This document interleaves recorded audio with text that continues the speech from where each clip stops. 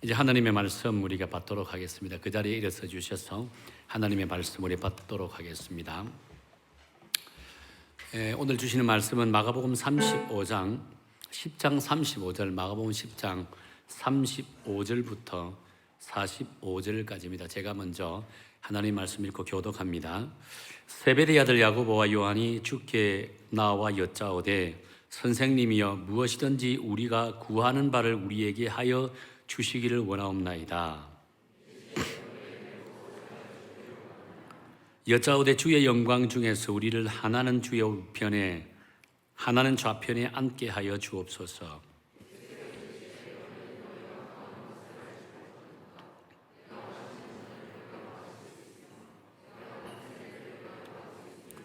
그들이 말하되 할 수 있나이다. 예수께서 이르시되 너희는 내가 마시는 잔을 마시며 내가 받는 세례를 받으려니와.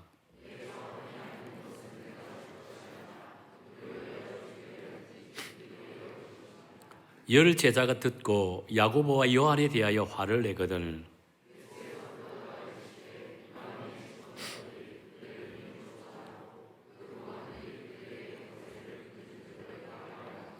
너희 중에는 그렇지 않을지니 너희 중에 누구든지 크고자 하는 자는 너희를 섬기는 자가 되고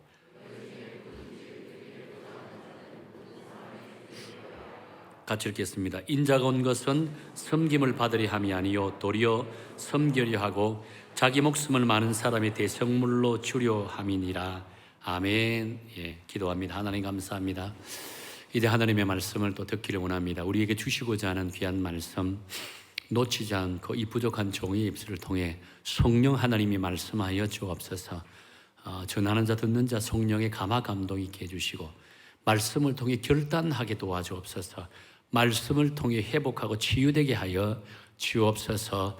사람의 말이 아니라 오직 하나님의 능력의 말씀만 선포되게 도와주옵소서. 예수님 이름으로 기도드립니다. 아멘.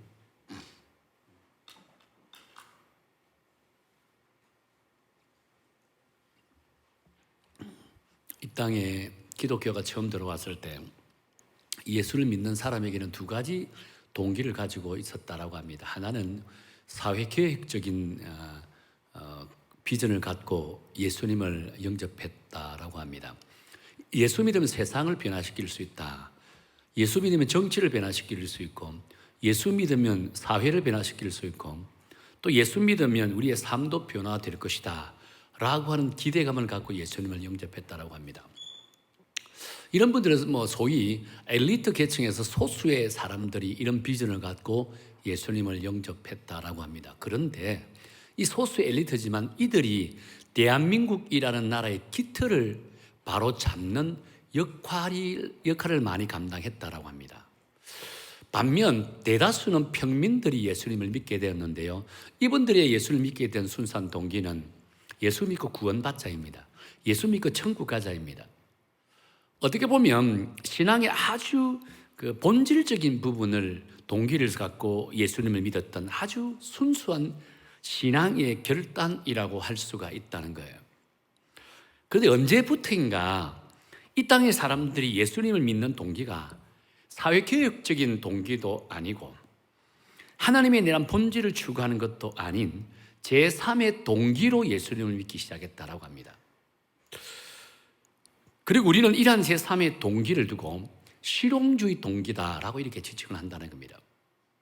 예수 믿으면 건강해지고 예수 믿으면 형통하고 예수 믿으면 복을 받고 예수 믿으면 부자가 되고 예수 믿으면 내 마음이 평안하다라고 하는 동기입니다. 이것은 함께 한국 교회를 휩쓸었던 신앙의 동기이지 않겠는가라고 본다는 겁니다. 특히 이러한 사상은 한국 특유의 기복신앙과 아울러서 외국에서 들어온 예수 믿으면 번영한다라고 하는 번영신학이 난 결과라고 이렇게 이야기를 한다는 거예요. 물론 예수 믿으면 축복이 없다는 것은 아니에요. 내 주변에도 내가 믿음 생활을 해보면서 성도들 가운데서 예수 믿고 인생이 달라지고 삶의 질이 변화되는 사람들 많이 봤습니다. 뿐만 아니죠. 예수 믿고 물질적인 축복을 많이 받은 분도 보았다는 거예요.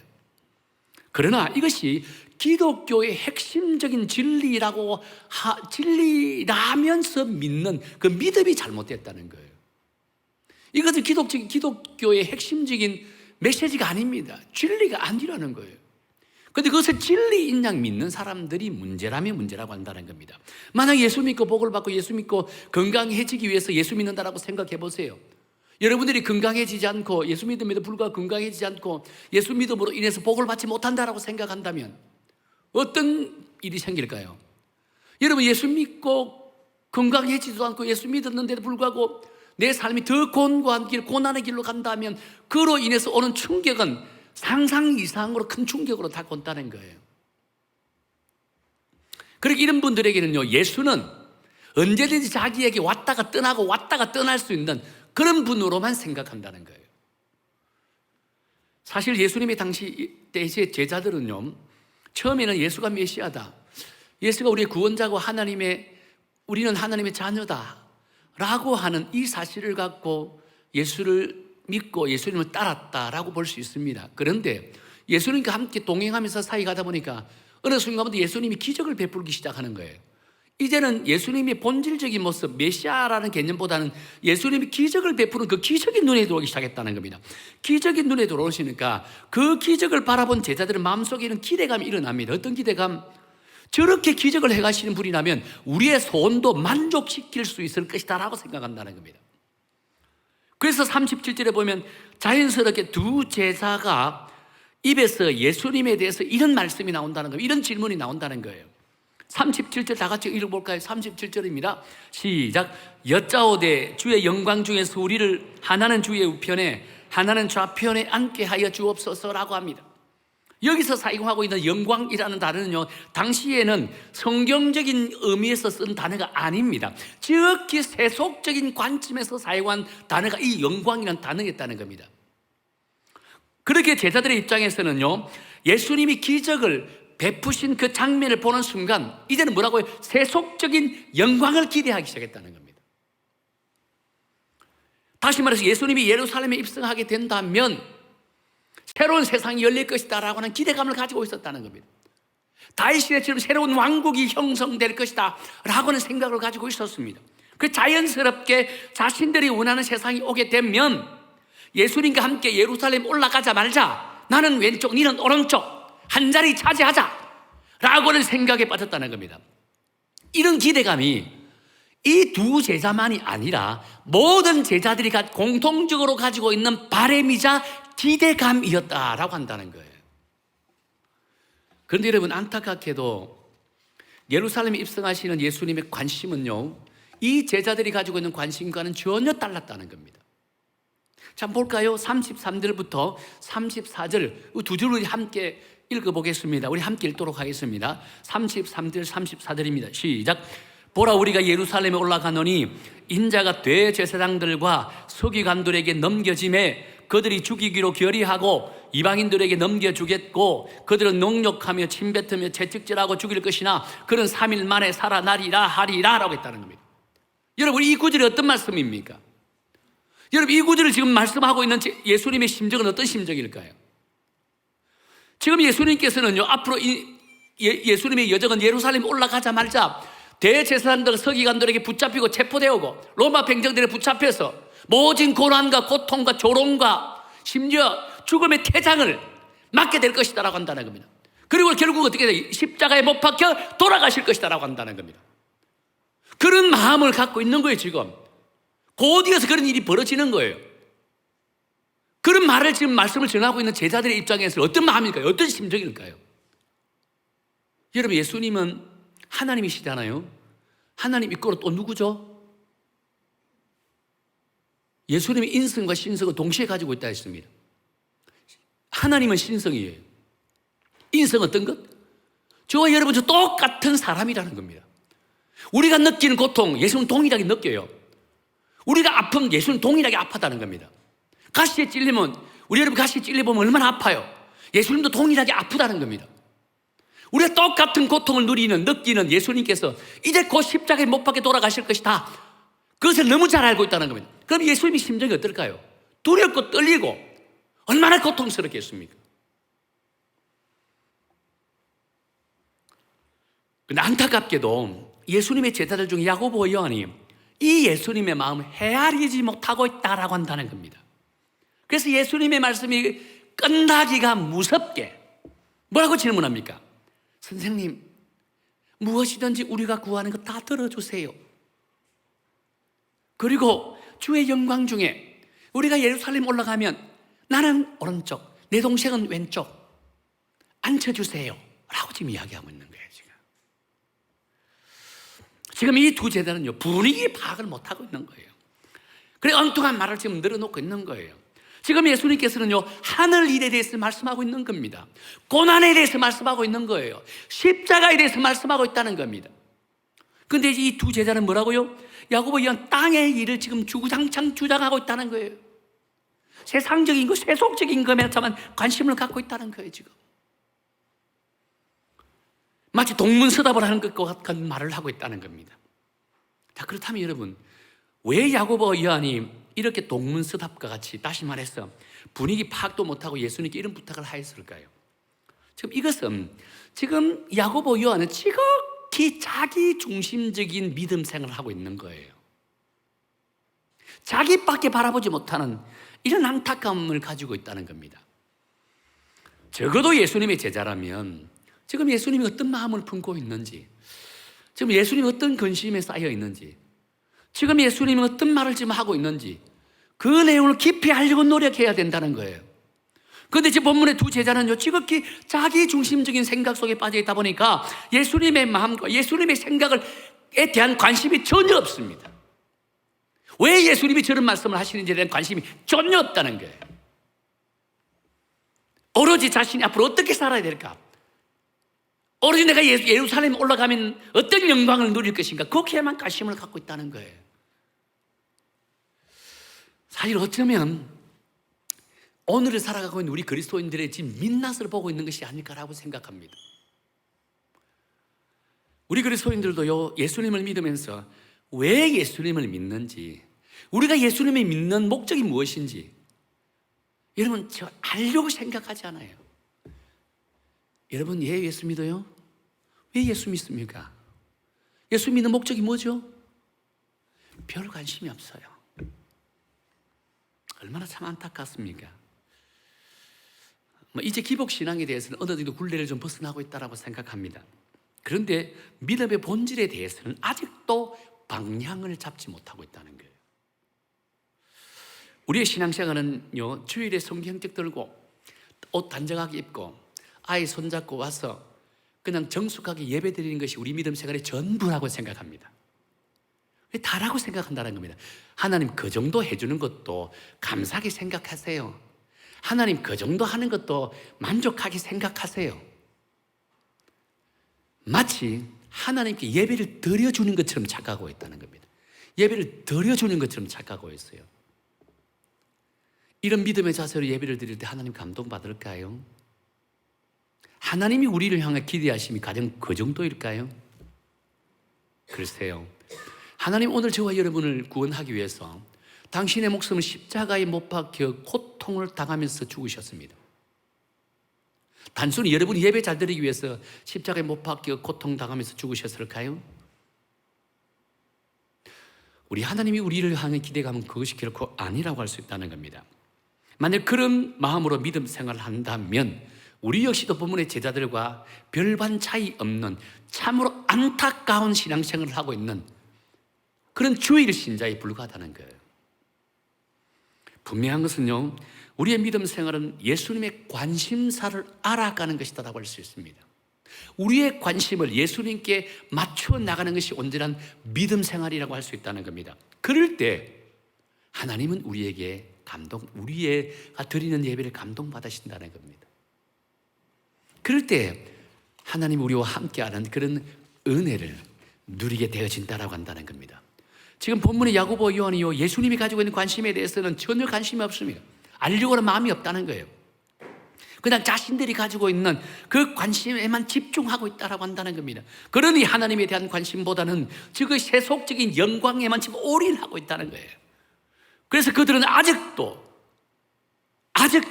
그들의 조상들이 기대하는 메시아를 찾고 있습니다. 이 땅을 정복하고 이 땅을 지배하고 로마 나라를 완전히 뒤엎어서 새로운 다윗과 같은 그런 이스라엘을 기대하면서 정치적인 메시아를 찾고 있는 거예요. 그렇지 않으면 자신의 의식주 문제를 해결하는 실용주의 메시아를 찾고 있는 거예요, 지금. 이러한 제자들의 생각과 기대감은요, 예수님이 기대하는 사역과는 전혀 맞지 않는 모습이라고 할 수 있다는 겁니다. 그래서 답답하신 예수님께서는 그들에게 어떻게 말씀합니까? 이렇게 말씀하죠. 우리 38절 한번 볼까요? 우리 38절 다 함께 읽겠습니다. 38절입니다. 시작. 예수께서 이르시되 너희가 구하는 것을 알지 못하는도다. 내가 마시는 잔을 너희가 마실 수 있으며 내가 받는 세례를 너희가 받을 수 있느냐 했습니다. 지금 예수님께서는 제자들에게 무엇을 구하든지 바르게 구하라고 합니다. 그러면서 잔과 세례를 받으라고 했다는 겁니다. 여러분, 예수님께서 마시는 잔하고 예수님께서 받는 세례라는 이 개념, 어떤 개념입니까? 무엇을 의미하는 것일까? 라고 우리가 고민해 보아야 된다고 생각합니다. 여러분, 성경에 보면 잔이라는 단어가 나올 때 반드시 따라온 단어가 있습니다. 고난이라고 하는 단어라고 할 수 있다는 겁니다. 마가복음 14장 36절에 보면 이런 말씀이 있습니다. 제가 한번 읽어드릴게요. 아빠 아버지여, 아버지께는 모든 것이 가능하오니 이 잔을 내게서 옮기시옵소서. 그러나 나의 원대로 마옵시고 아버지 원대로 하옵소서라고 한다는 겁니다. 예수님께서 십자가에 매달리기 전날 겟세마네 동산에 올라가서 마지막으로 하나님 앞에 기도하는 그 장면의 말씀이라고 할 수 있다는 겁니다. 그렇게 해서 여기에서 강조하는 잔은요, 바로 당신이 짊어져야 될 고난의 잔, 십자가의 잔이라고 할 수 있다는 거예요. 그래서 예수님께서는 자신이 마셔야 될 이 고난의 잔을 옮겨달라고 이제 부탁을 하고 있다는 겁니다. 너무 괴로우니까, 너무 고통스러우니까. 그래서 지금 예수님께서는요, 세상 영광만을 구하는 그 제자들에게 하나님의 나라는 고난의 잔을 마셔야만 들어갈 수 있는 곳이다라고 말씀하고 있다는 거예요. 하나님의 나라는 세상과 다른 역설적인 삶을 요구하는 곳이다라고 했다는 거예요. 세상은 높아지는 것이 복이라며 하나님의 나라는 낮아지는 것이 은혜라고 했습니다. 세상은 많이 가진 자가 인정을 받는 곳이라면 하나님의 나라는요, 모든 것을 내려놓는 자가 인정을 받는 곳이라고 한다는 겁니다. 세상은 섬김을 받는 곳이, 섬김 받기를 원하는 곳이라면요, 하나님의 나라는 자기 목숨을 다 바쳐서라도 섬기는 자들이 모이는 곳이 하나님의 나라라고 이야기한다는 겁니다. 그런 자들이 인정받는 곳이라고 한다는 거예요. 그래서 예수님께서는 제자들에게 이런 하나님의 나라를 꿈꾸는 자가 되라라고 말씀하고 있다는 거예요. 그렇다면 여러분, 높아지기가 어려울까? 낮아지기가 어려울까요? 여러분, 높아지려면요, 열심히 노력하면 됩니다. 열심히 노력하면 저절로 조금 높아진다는 겁니다. 낮아지는 것은요, 내가 노력해서 되는 것, 물론 노력하면 되겠죠. 낮아지는 것은 결국 신앙의 인격의 문제라고 할 수 있다는 겁니다. 낮아지려면 신앙의 인격을 갖춰야 되는 거예요. 이 신앙의 인격은요, 내가 열심히 하기보다는 정말 내가 평소에 하나님의 은혜를 받아야 된다는 겁니다. 하나님의 은혜를 받는 자가 신앙의 인격이 갖추어진다는 거예요. 그만큼 낮아지기는 참으로 어렵다라고 할 수 있다는 거예요. 여러분, 목회를 하다 보니까 다양한 사람들을 만나게 되죠. 근데 목사가 제일 안타깝게 여기는 사람들이 있습니다. 어떤 사람이냐면 그 사람 일반적으로 직분을 받기 전에는 참 겸손하게 보입니다. 겸손하게 보여요. 겸손한 모습을 가지려고 합니다. 아이고 안녕하세요. 성들 앞에서 고개 숙이고 아이고 목사님 안녕하세요 라고 합니다. 근데 직분을 딱 받는 순간에 180도 달라지는 모습이 있다는 겁니다. 갑자기 안녕하세요 하는 것들이 억압해가지고 잘 있나? 잘 지내나? 저는 그런 장면을 직접 제가 보았습니다. 경험해봤다는 겁니다. 직분을 받기 전에는 겸손하게 물어가 아이고 목사님, 우리 목사님들 이렇게 하다가 직분을 딱 받으니까 힘주고 강무사, 김모사 이렇게 하는 모습으로 보았다는 거예요. 여러분, 이런 분들은 직분이 곧 완장을 차는 일이라고 생각한다는 겁니다. 직분을 받는 순간 내가 완장 찼다는 계급장 달았다는 겁니다. 어느 순간 목이 빳빳하고 어깨가 빳빳해집니다. 하나님은 이런 자를 결코 좋아하지 않습니다. 그 순간에는 누리는 것처럼 보이지만 결국은 마지막에 가서는 하나님 용납하지 않으신다는 거예요. 하나님의 나라는 이처럼 완장찬 사람들이 주인 되는 곳이 결코 아닙니다. 하나님의 나라의 주인은요, 직분이 높을수록 철저하게 낮은 마음으로 겸손하게 나보다 남을 더 존중히 여기며 섬기는 사람들이 주인 된 곳이 하나님의 나라라고 할 수 있다는 거예요. 그렇게 우리 여성교회 성도님들은요, 직분이 높을수록, 직분을 받을수록 완장을 찾는 분이 아니라 오히려 자기 목숨을 내어놓기까지 하고 싶은 그런 마음과 열정으로 성도를 섬기는 그런 믿음의 성도가 되길, 그런 교회가 되길 예수님 이름으로 축원합니다. 사실 예수님께서 제시하는 삶은 세상적인 관점에서 보면 정말 매력이 없습니다. 오히려 세상 물정 모르는 사람들의 어리석은 말일 정도로 치부할 수 있다는 거예요. 세상에서는요, 남에게 무시당하지 않으려면, 결혼이라도 반듯하게 하려면 좋은 대학 가야 되고 좋은 직장 얻어야 된다라고 생각합니다. 그래서 성공이라는 이 단어 하나만 바라보고 죽을 똥 살똥 그냥 살아가고 성공하려고 부단히 노력한다는 거예요. 얼마나 애를 씁니까? 여러분, 이러한 삶은 우리 그리스도인들이라고 다르다고 할 수 있을까요? 여기 앉은 여러분들은 다르다고 자신 있게 말할 수 있을까요? 그런데 여러분, 이런 삶이 진정 행복한 삶이라고 할 수 있겠느냐는 겁니다. 이런 삶을 추구하는 분들을 보면 늘 초조합니다. 늘 불안합니다. 늘 근심 걱정에 쌓여있는 것을 보게 된다는 거예요. 자기가 열심히 해가지고 어느 정도 높은 자리에 올랐습니다. 그러면 어떻게 삽니까? 만족합니까? 행복합니까? 이제 다 가졌다라고 합니까? 아니잖아요. 그 자리가 혹시나 누구한테 빼앗길까 봐 항상 불안해한다는 거예요. 여러분, 이런 삶이 우리는 결코 행복한 삶이라고 할 수 없다는 거예요. 언젠가 외국어 학교, 고등학교 다니는 한 여학생이에요. 이제 이 학기말 시험을 치고 반에서 1등을 했습니다. 야, 얼마나 진짜 좋겠습니까? 부모는 얼마나 기뻐했겠습니까? 그 1등하는 그날 짧은 뉴스를 어머니한테 쓰고 그날 저녁에 베란다에서 뛰어내려 자살해버렸습니다. 유수에 뭐라고 쓰인 줄 아세요? 딱 4글자입니다. 자기 엄마한테 보내는 거래요. 이제 됐어? 이제 됐어? 아마 그동안 자기 어머니가 이 반에서 1등 하라고 엄청나게 많은 압박을 가했던 것 같아요. 이 아이도 엄마의 그 압박에 아마 잠을 자지 않고 막 죽을 똥 살 똥 공부해가 1등을 했던 것 같아요. 그런데 그 마음에 분노가 끌어올랐던 것 같아요. 그 유서 4글자 딱 쓰라고 베란다에서 뛰어내려 죽었다는 겁니다. 참 이런 삶이 높은 것만 추구하는 이 세상에 몰지각한 죄송합니다. 저는 발음이 안 돼요. 이게 사람들의 전형적인 안타까운 모습이라고 할 수 있습니다. 얼마나 참 안타깝습니까? 분명한 것은요, 우리 예수님이 제시하는 하나님의 나라는 높은 곳을 추구하는 사람들이 가는 곳이 아닙니다. 세상 사람들로부터 주목받는 곳이 아닙니다. 세상 사람들로부터 섬김을 받는 곳이 아니라는 겁니다. 그곳은 고난 없이 갈 수 있는 곳이 아닙니다. 무엇보다도 가시밭길을 통과해야만 갈 수 있는 길이라고 한다는 겁니다. 근데 놀라운 것은 바로 하나님의 나라로 들어갈 수 있는 그 고난의 길이, 가시밭길 길이, 그 길을 걸어갈 때 여러분 불행하지 않다는 거예요. 괴롭지 않다는 겁니다. 슬퍼하지 않는다는 거예요. 근심하지 않는, 걱정하지 않는다는 겁니다. 그 길을 걸어가는 자는 왠지 모르고 행복해합니다. 감사히 한다고 기뻐한다는 거예요. 고난의 길임에도 불구하고 기뻐하는 거예요. 가시밭길을 통과함에도 불구하고 행복해한다는 거예요. 왜 그럴까요? 그 길에 누가? 예수님이 함께 하시기 때문에, 예수님이 동행하시기 때문이라는 겁니다.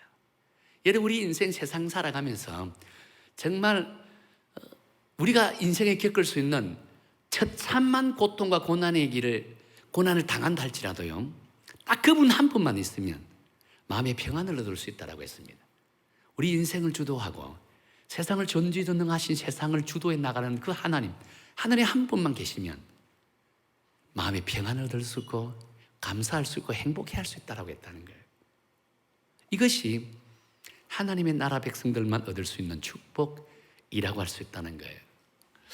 제가 미국에서 목회할 때 한때 베스트셀러였던 내려놓음과 더 내려놓음의 저자인 이용규 선교사님 아시죠? 지금 인도에서 사역하고 계신데 그 선교사님과 함께 개인적으로 이렇게 교제를 할 수 있는 시간이 있었습니다. 그런데 그분과 대화를 나누면서 정말 많은 감동을 받았습니다. 왜 감동을 받았을까? 여러분 잘 아실 거예요. 그분이 어떤 배경에서 선교사가 된지. 그분이 하버드 대학교에서 이제 박사학위를 받았습니다. 박사학위를 딱 끝나는 순간에 선교사로 바로 갔다는 겁니다. 파송받았다는 거예요. 하버드 대학교에서 박사학위를 끝난 상황이라면 장래가 이제 탄탄대로가 열립니다.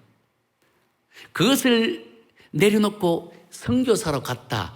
그 자체에 제가 감동받은 것은 아니에요. 제가 감동받은 장면은 이제 하버드 대학교 박사학위를 딱 받았습니다. 탄탄대로가 열려있죠. 그때 하나님이 콜링을 한 거예요. 자, 하나님으로부터 콜링을 받았을 때 아마 100이면 100다. 내가 가야 되나? 내가 이 박사학위 받으려고 10년 넘게 공부했는데 이제 박사학위 받았는데 세상에서 이 학위 갖고 좀 내가 팔기를 주고 조금 돈 좀 벌고 가면 안 될까? 좀 명예를 좀 얻고 가면 안 될까? 100인 100 그걸 고민합니다. 갈등합니다. 근데 이용규 선교사님은요, 하나님의 콜링을 받는 순간 그렇게 마음에 기쁠 수가 없었다 했습니다. 그렇게 마음에 참된 행복이 밀려오더라는 겁니다. 갈등하지 않고 고민하지 않고 바로 선교사로 파송받았다라고 했습니다. 저는 이 장면에서 감동을 받았다는 거예요. 여러분이라면 어떨까요? 여러분의 자식들이라면 지금 미국에서 하버드 대학교에서 박사학위 받을 정도면요 엄청나게 많은 돈도 듭니다. 전 세계 최고의 수재잖아요. 그러나 갑자기 모든 걸 내려놓고 선교사로 파송받으려 하면 과연 여러분들은 그 자녀를 파송할 수 있겠어요? 저한테 물어보면 저는 죄송합니다. 저는 노라고 할 것 같아요. 그런데 이용규 선교사님 감사함으로 기쁨으로 파송받았다고 했다는 거예요. 저는 이것이 하나님의 나라에 대한 참된 진리를 아는 자만이 누리는 은혜라고 생각한다는 겁니다. 오늘 우리 어선교 성도님들은 저와 여러분을 비롯해서 우리도 똑같은 상황에 직면하게 될 때 우리도 기쁨으로 감사함으로 아멘 순종하면서 하나님이 원하시는 길, 그 하나님의 나라를 향해서 고난의 길, 가시밭길을 기쁨으로 감사함으로 행복하게 걸어가는 그런 믿음의 성도가 되기를 축원합니다. 분명한 것은요, 우리가 가는 그 길은 세상이 보장되지 않아 세상의 영광이 보장된 것은 결코 아닙니다. 그럼에도 불구하고 그곳은 하나님이 우리와 함께하기 때문에 기쁠 수 있고 하나님이 나와 함께하기 때문에 동행하기 때문에 행복한 인생 여정길이 될 수 있다는 겁니다. 이런 믿음 붙들고 살아가는 우리 어선교회 믿음의 성도가 되기를 축원합니다. 이 말씀을 이제 맺겠습니다. 제가 본문의 말씀으로 설교하면서 계속 제 머릿속에 떠올랐던 성경 구절이 한 구절이 있었습니다. 로마서 8장 18절 말씀인데요. 여러분도 아마 다 잘 알 겁니다. 화면에 좀 띄워줄래요? 우리 함께 읽도록 할까요? 시작. 생각건대 현재의 고난은 장차 우리에게 나타날 영광과 좋게 비교할 수 없도다. 현재의 고난은 장차 우리에게 나타날 영광과 좋게 비교할 수 없다라고 했습니다. 이것은 사도 바울의 신앙 고백입니다. 지금 절망 가운데 있는 로마 성도들에게 위로와 용기를 주기 위해서 쓴 말씀의 내용이라고 할 수 있습니다. 우리 사도 바울을 너무 잘 알잖아요. 사도 바울은 예수님을 만나기 전만 해도 그의 인생은 완전히 탄탄대로가 열려있는 인생이라고 할 수 있잖아요. 그런데 예수님을 만나고 나서 인생이 달라졌습니다. 그는 예수님을 만나기 전까지만 해도 그의 삶의 여정 세상 속에서는 영광만 가득한 그런 인생이라고 할 수 있었습니다. 왜냐하면 로마 시민권자입니다. 그 당시에 로마 시민권은 어지간한 죄를 지어도 사해지는 그런 위치입니다. 아무나 받을 수 있는 것이 아니에요. 권력과 귀족들만 받을 수 있는 권입니다. 로마 시민권을 받고 있었죠. 또 당대 최고의 학자인 가브리엘 문화생이랍니다. 요즘은 지금 서울대 출신이라는 겁니다. S대 출신입니다. S대 출신. 최고의 학문을 했습니다. 뿐만 아닙니다. 아주 뛰어난 귀족 가문 출신입니다. 집안이 빵빵했다는 거예요. 총망받는 젊은이였습니다. 자연히 앞날이 창창하게 보장되어 있는 그런 젊은이 인생이라고 할 수 있겠죠. 이런 바울이 예수님을 만나고 나서부터 상상할 수 없는 고난과 고통과 박해가 임했다는 겁니다. 복음을 전하다가 죽을 고비를 한두 번 경험한 것이 아니라 했잖아요. 죽음의 태장을 몇 번 맞았댔습니다. 심지어 배를 타가 복음 증거하기 위해서 배를 타고 가다가 파산하여 죽음 직전까지 갔다고 했습니다. 그가 예수님을 영접하고 제가 주의 복음을 증거하고 하나님의 나라의 사명을 감당하는 그 여정길이 세상적으로 보면 고통과 고난과 박해의 여정입니다. 그럼에도 불구하고 사도 바울의 그 쓴 편지의 내용 보십시오. 단 한 번이라도 절망이라는 단어 없습니다. 단 한 번이라도 후회한다는 말이 없다는 겁니다. 항상 그는 하나님을 찬양합니다. 하나님께 감사합니다. 자신의 인생이 행복한 인생이라고 믿음으로 고백하고 있다는 거예요. 근데 왜 이처럼 온갖 고난과 박해 가운데서도 절망하지 않고 더 기쁨으로 더 큰 사역을 감당할 수 있었을까요? 딱 한 가지입니다. 하나님의 나라에 대한 진리를 알았기 때문이라는 거예요. 하나님의 나라는 진리를 알았다는 거예요. 하나님의 나라는 비록 고난의 길이지만 그 뒤에 주어질 영광은요, 세상의 그 어떤 영광보다 비교해서 좋게 비교할 수 없는 위대한 하나님의 영광이라고 했다는 거예요. 그 진리를 알았다는 거예요. 지금 내가 당하는 고난은 고난이 아니라는 거예요. 그러니까 기쁨으로 감당할 수 있고 내일 죽을지 모르는 감옥에 들어가도 밤새도록 하나님께 찬양을 드릴 수 있었다는 거예요. 이게 사도 바울의 믿음입니다. 이것이 하나님이 나는 진리를 알았던 사도 바울의 믿음의 고백이라고 한다는 거예요. 그렇습니다. 우리 그리스도인들은 삶 역시도 사도 바울처럼 이 이용규 선교사님처럼 우리가 이 세상에서 얼마나 가지느냐, 얼마나 누리느냐, 무엇을 누리고 얼마나 오랫동안 살 것인가가 우리의 삶의 기준, 행복의 기준이 되어서는 안 된다는 거예요. 우리가 하나님 앞에 얼마나 영광스러운 모습으로 살아갈 것인가, 이것이 삶의 기준이 되고 행복의 기준이 되는 그런 믿음을 영위하시기를 예수님의 이름으로 축원합니다. 그렇다면 하나님께서 여러분과 날마다 동행해 주시고 여러분이 가는 곳곳마다 주의 은혜가 나타나고 여러분이 하는 일들마다 감사가 넘치는 놀라운 은혜의 역사가 일어나게 될 줄로 믿습니다. 우리 여성교회에 속해 있는 우리 믿음의 성도 여러분, 우리 교회는 어떤 교회? 성교적 교회를 지향하는 교회입니다. 그렇다면 여러분의 삶의 터전, 우리 청년들은 직장, 학생들은 학교, 가정주부는 가정, 사업가는 사업장이 하나님의 나라에 파송받은 성교지라는 그런 믿음의 사명을 가져야 된다는 거예요. 내가 지금 있는 그곳이 하나님이 나를 파송한 성교지라고 생각한다면 성교사적인 사명을 갖고 살아갈 수 있다는 거예요. 성교사적인 사명을 갖고 살아간다면 하나님이 동행해가지고 날마다 하나님이 함께 한다는 거예요. 그럴 때 우리가 하는 행동들마다, 말들마다, 행하는 것들마다 주의 영광이 드러나게 되어진다는 것. 하나님이 그런 자를 찾으신다는 겁니다. 거기에 관심을 갖고 있는 자에게 하나님의 은혜를 주시기를 원하신다는 거예요. 하나님 이 마지막 때 하나님 나라에 관심을 갖고 있는 자를 찾으십니다. 우리 여성교에 속해 있는 모든 성도들이 이런 하나님의 나라에 대한 관심을 갖고 이런 하나님의 나라를 위해서 선교사적인 마인드를 갖고 살아가는 그런 믿음의 성도가 되기를 축원합니다.